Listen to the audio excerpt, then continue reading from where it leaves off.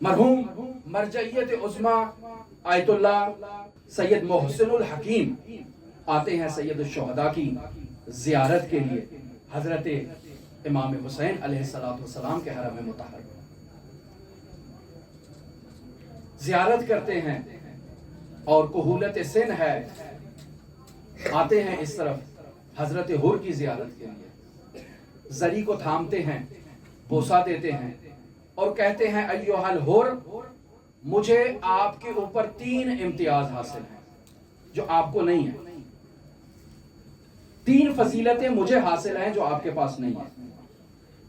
پہلی فضیلت مجھے آپ کے اوپر یہ حاصل ہے، میں فاطمہ کی نسل سے ہوں اور تو فاطمہ کی نسل سے نہیں ہے۔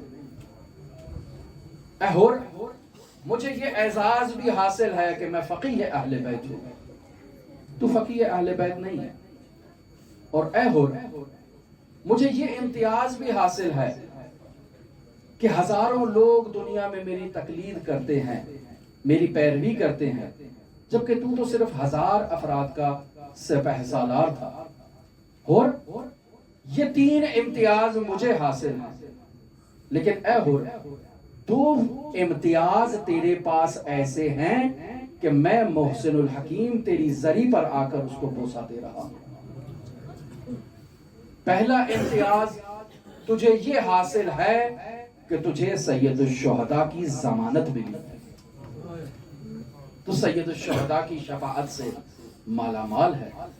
اور اے حر، تجھے دوسرا امتیاز یہ حاصل ہے کہ تیری پیشانی پر بطول کا رومال باندھا ہوا ہے،